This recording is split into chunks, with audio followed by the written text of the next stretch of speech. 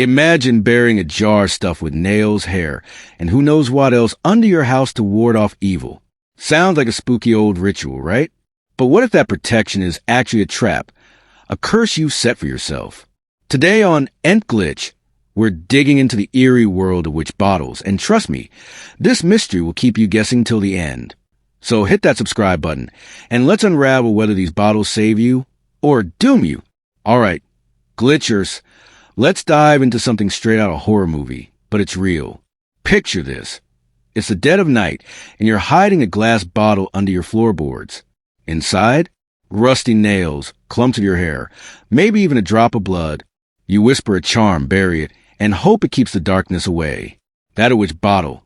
A ritual as old as time, used to protect against witches, curses, or just plain bad vibes. But here's the chilling question. Does it really work, or are you inviting something worse? Let's start with the basics.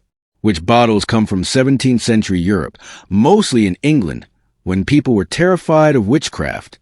Back then, if you thought a witch was hexing you, making your crops fail, or your kids sick, you'd whip up one of these bottles. The recipe was grim.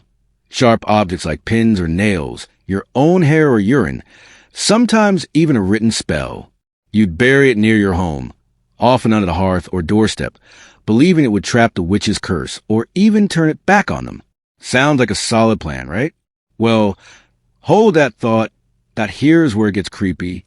Archaeologists have dug up these bottles, hundreds of them, and some are still intact, nails and all.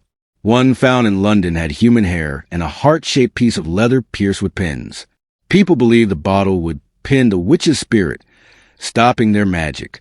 But get this, some folks thought the bottle didn't just block curses. It could hurt the witch, making them suffer until they undid the spell.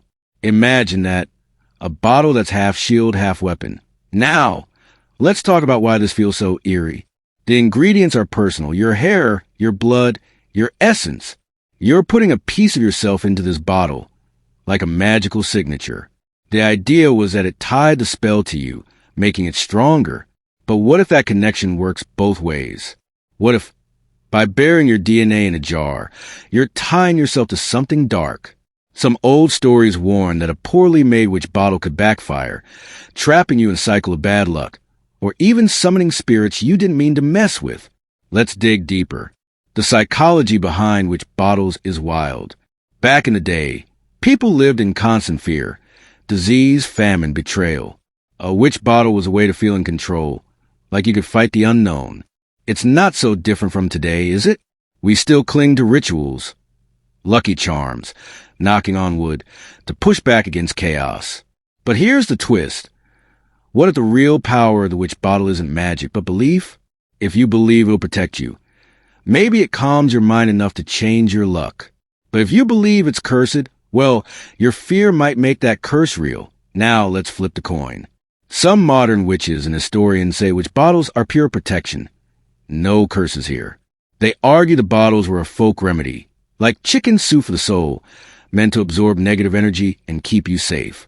In fact, some people still make them today, using crystals or herbs instead of, bodily fluids. But even these folks admit you've got to be careful. A bottle made with bad intentions or buried in the wrong spot could stir up trouble like a spiritual booby trap. Here's where it gets really unsettling. Let's say you find an old witch bottle buried on your property. Do you dig it up? If it's protecting the house, moving it might break the spell, leaving you vulnerable. But if it's a curse, leaving it there could keep the bad mojo flowing.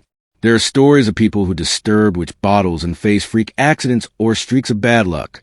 Coincidence? Maybe. But would you take the risk? Okay, Glitchers, let's lean into suspense. What if the true danger of a witch bottle isn't the bottle itself, but what it represents? Think about it. You're pouring your fear, your hope, yourself into a jar and burying it. That's a pact with the unknown. What if the bottle doesn't just trap curses? What if it traps you? Not your body, but your energy, your intentions, forever bound to that spot. Some folklore says a witch bottle's power lasts as long as it's buried, maybe even centuries. Imagine your essence stuck in a jar, haunting the earth long after you're gone. And here's the final twist to keep you up tonight. What if every witch bottle is both protection and curse? protection for the person who made it, but a curse for anyone who crosses its path later. It's like a magical landmine, waiting for someone to stumble over it. So, the next time you're poking around your backyard or renovating an old house, keep an eye out. That dusty jar in the dirt might be more than it seems. Whoa, Glitchers, my head spinning, and I bet yours is too. Witch bottles are a creepy mix of hope, fear, and mystery, and they make you wonder where the line between protection and curse really lies. So, here's my question for you. If you found a witch bottle buried under your home, would you leave it alone or dig it up? Drop your thoughts in the comments. I'm dying to hear what you do.